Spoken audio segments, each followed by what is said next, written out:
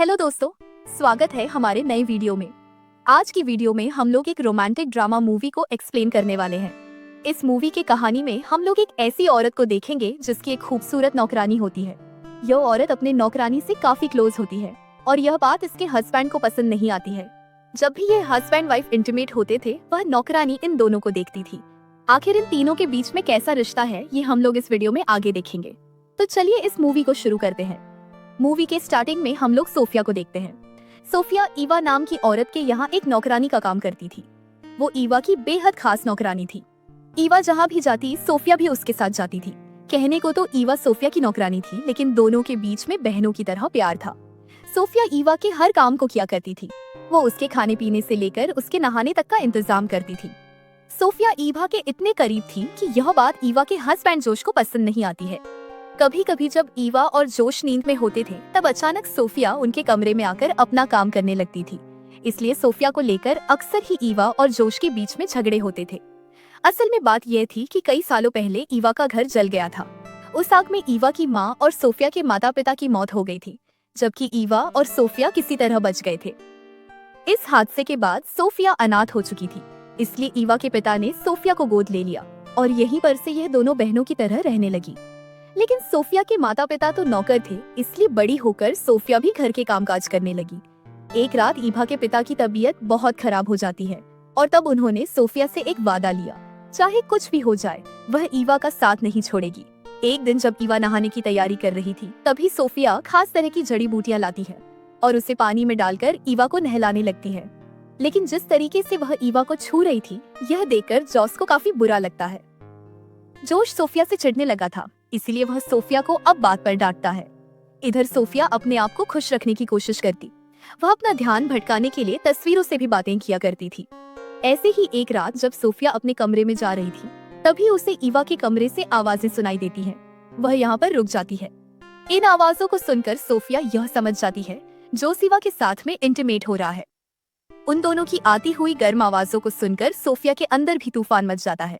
इसके बाद वह जल्दी से अपने कमरे में आती है और अपने सारे कपड़े उतारकर आईने में अपने आप को देखकर सेटिस्फाई करने में लग जाती है। अगली सुबह जब सोफिया बाजार में जाती है, तब यहाँ उसे स्टीव नाम का एक आदमी मिलता है। स्टीव सोफिया को अच्छा लगता था और वह हमेशा स्टीव से ही सब्जियां लेती थी। लेकिन वह जैसे ही स्टीव को देखती थी, वह काफी घबरा जाती थी। सोफिया जब बाजार से आती है, तब वह पूरे घर की साफ सफाई करती है और फिर खाना बनाने में लग जाती है, क्योंकि आज इनके घर में कुछ मेहमान आने वाले थे। अभी सोफिया घर के कामों को कर ही रही थी, तभी उसे यह बात मालूम चलती है कि जोश एक नई नौकरानी रखने वाला है। इस बात को सुनकर सोफिया काफी परेशान हो जाती है, क्योंकि वह ईवा से दूर नहीं जाना चाहती है। इसलिए वह अब और भी अच्छे से काम करने लग जाती है।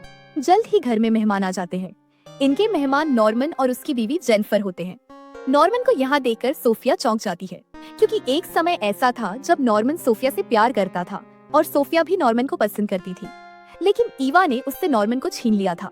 नॉर्मन के यहाँ आने से सोफिया घबरा जाती है और हड़बड़ी में गलतियां कर देती है, जिसे देखकर जोश उस पर बहुत गुस्सा करता है और वह सबके सामने सोफिया को डांटता है। थोड़ी ही देर बाद मेहमान चले जाते हैं। अब जोश और ईवा के बीच में हमेशा की तरह झगड़ा शुरू हो जाता है और आज भी इनके झगड़े की वजह सोफिया थी। रात में सोफिया जब अपने कमरे में थी, तभी ईवा उसके पास आती है। ईवा उससे कुछ भी नहीं कहती है, बस चुपचाप उसके पास लेट जाती है। लेकिन सोफिया उसे देखकर यह समझ जाती है कि उसे अब इस घर से जाना होगा। अगले दिन जैसे ही सुबह होती है, सोफिया अपना सामान लेकर जाने लगती है। लेकिन जोश उसे रोकते हुए यह कहता है, मैं तुम्हें यहाँ से निकालना नहीं चाहता हूँ, मैं तो बस इतना चाहता हूँ कि तुम हर वक्त हमारे साथ मत रहो। जोश के इशारे को वह समझ जाती है और वापस वह अपने काम में लग जाती है। इसके अगले दिन सोफिया नॉर्मन से मिलने के लिए जाती है। यहाँ यह दोनों बहुत सारी बातें करते हैं। नॉर्मन के पूछने पर सोफिया उससे कहती है, ईवा के पिता ने मुझे बाप का प्यार दिया था, लेकिन वहीं ईवा ने कई बार मुझे नीचा दिखाने की कोशिश की, क्योंकि वह अपने पिता का प्यार किसी के साथ भी बांटना नहीं चाहती थी। नॉर्मन से बातें करते हुए उसे काफी अच्छा लग रहा था, लेकिन तभी ईवा उसके पास आकर उससे अपने साथ चलने के लिए कहती है। ईवा उसे जॉस के स्टूडियो में लेकर जाती है। यहाँ पर उन्हें एक छुपा हुआ बच्चा मिलता है, जो कि जॉस की बनाई हुई मूर्तियों में छुपा हुआ था। असल में शादी के इतने सालों बाद भी ईवा अब तक माँ नहीं बन पाई थी, इसलिए ईवा इस बच्चे को अपना बच्चा समझकर अपने साथ घर ले आती है। जब ईवा उस बच्चे को नहलाना चाहती थी, तब वह बच्चा काफी उछल कूद करता है। ईवा के बाद जब सोफिया उसे नहलाने का ट्राई करती है तब वह आराम से उसके पास आता है। इसके बाद जॉस एक डॉक्टर को बुलाता है। बच्चे को अच्छी तरह चेक करने के बाद डॉक्टर इन लोगों को यह बताता है यह बच्चा बिल्कुल ठीक है, लेकिन इसका शरीर कुछ ज्यादा ही फ्लेक्सिबल है। इधर ईवा उसके शैतानियों से परेशान हो चुकी थी, लेकिन जोस और सोफिया उस बच्चे की काबिलियत पहचान गए थे। एक रात यह लोग उस बच्चे को लेकर एक मेले में जाते हैं। जब यह लोग मेला घूमकर घर में फिर से आते हैं तब इन्हें दरवाजे पर एक जादूगर मिलता है। उस जादूगर के देखने से पहले ही वो बच्चा कहीं छिप जाता है। जोस के कहने पर सोफिया उस जादूगर के लिए खाने का इंतजाम करती है। खाना खाते हुए जादूगर यह बताता है मेरे सहायक की मौत हो गई है और अब उसका बेटा विल्ली ही मेरा वारिस है। इस जादूगर की बातों से यह लोग समझ जाते हैं जो बच्चा उनके घर में है वही विली है। अब जादूगर अपने जादू का कमाल इन सभी को दिखाता है ताकि यह लोग डरकर विली को वापस कर दे। लेकिन जादूगर के लाख कोशिशों के बाद भी यह लोग उससे विली के बारे में कुछ भी नहीं बताते हैं। अब सोफिया विली का ध्यान रखने लगी थी, जिससे ईवा को उससे जलन होने लगती है। सोफिया यह सारी बातें नॉर्मन को बताती है। वह उसे ईवा को माफ करने की सलाह देता है। अब सोफिया फिर से नॉर्मन के करीब आना चाहती थी और इसलिए उसने अब नॉर्मन के घर में आना जाना शुरू कर दिया था। नॉर्मन से मिलकर उसके अंदर भी इंटीमेट होने की इच्छाएं जागने लगी थी। वह हर वक्त बस अपनी प्यास मिटाने के सपने देख रही थी। एक तरफ वह नॉर्मन के करीब आना तो चाहती थी, लेकिन वहीं इधर वह स्टीव के साथ में भी अपना अच्छा समय बिता रही थी। स्टीव से मिलकर जब वह अपने घर में आती है तब यहाँ पहुंचकर वह एक पुलिस वाले को देखती है। यह पुलिस वाला जॉस का दोस्त होता है। वह यहाँ जॉस से कहता है जादूगर पर बैंक लूटने का आरोप है और पुलिस को इस बात का शक है कि इस काम में एक दुबले पतले बच्चे ने बैंक लूटने वालों की मदद की है और पुलिस को ऐसा लगता है कि वो बच्चा तुम्हारे घर में है, इसलिए पुलिस तुम्हारे घर में जांच के लिए आ रही है। यह सुनकर जोश और सोफिया सोच में पड़ जाते हैं। अब यह लोग उस बच्चे को खिला पिलाकर मोटा करने की कोशिश में लग जाते हैं ताकि कोई भी उसे पहचान ना पाए। इसी बीच सोफिया को यह मालूम चलता है कि स्टीव उसकी एक सहेली से शादी करने वाला है। यह जानकर उसका दिल टूट जाता है। अब पुलिस जॉस के घर पर आती है, लेकिन उनके कहने पर जब विली को बुलाया जाता है तब विली को देखकर पुलिस वापस जाने का फैसला करती है, क्योंकि जॉस और सोफिया ने उसे खिला पिलाकर कम्प्लीटली चेंज कर दिया था। अब सब कुछ ठीक हो गया था। विलेली के बचने पर सब लोग बहुत खुश थे। विलेली खुश होकर इधर उधर कूदने लगता है और सोफिया उसे पकड़ने के लिए उसके पीछे पीछे भागती है। इसी बीच उसकी नजर ईवा और नॉर्मन पर जाती है, जो एक दूसरे के गले लगे हुए थे। उन दोनों को एक साथ देखकर सोफिया का दिल फिर से टूट जाता है। वह उदास होकर बाजार की ओर जाने लगती है, लेकिन तभी स्टीव उसके पास में आकर यह कहता है मैं सिर्फ तुमसे प्यार करता हूँ और अगर तुम हाँ कहो तब हम लोग शादी करके किसी दूसरे शहर में चले जाएंगे। वह स्टीव से शादी तो करना चाहती थी, लेकिन वह ईवा को भी छोड़ना नहीं चाहती है, इसीलिए सोफिया उसे मना कर देती है। इसके काफी दिनों के बाद जॉस अपने घर में एक पार्टी देता है, जिसमें वह और इव सभी के सामने विलेली को गोद लेने वाले थे।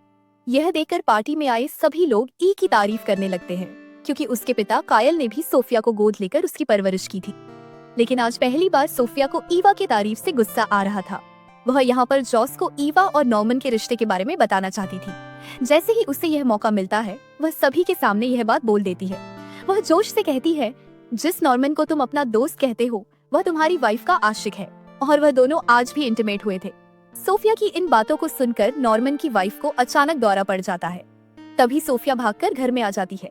घर के अंदर आकर वह अपना सामान बांधने लगती है ताकि वह यहाँ से कहीं दूर जा सके।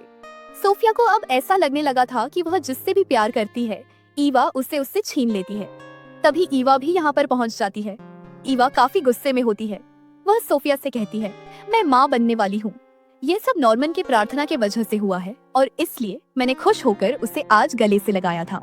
ईवा के इन बातों को सुनकर सोफिया को यह एहसास होता है कि उससे बहुत बड़ी गलती हो गई है और ईवा ने कभी भी उससे नफरत नहीं की थी, बल्कि यह सब तो सिर्फ उसका वहम था। जल्द ही इन दोनों के बीच की गलतफहमियां दूर हो जाती है, लेकिन तभी उन्हें यह पता चलता है कि घर में आग लग गई है। सोफिया इसके लिए खुद को जिम्मेदार मानती है, लेकिन जल्द ही वह खुद को संभालते हुए अपनी और ईवा की जान बचाती है। आखिर में ईवा के कहने पर सोफिया स्टीव से शादी कर लेती है और अब दोनों अपने परिवार के साथ में खुशी खुशी रहने लगते हैं। और यहीं पर यह मूवी खत्म हो जाती है। ऐसे ही मूवीज के लिए आप हमें टेलीग्राम और इंस्टाग्राम पर फॉलो कर सकते हैं, जिसका लिंक डिस्क्रिप्शन में दिया हुआ है। और मूवी अच्छी लगी हो तब एक लाइक जरूर कर देना और ऐसे ही वीडियोस के लिए मेरे चैनल को जरूर सब्सक्राइब कर लेना। तो मिलते हैं हमारे नेक्स्ट वीडियो में।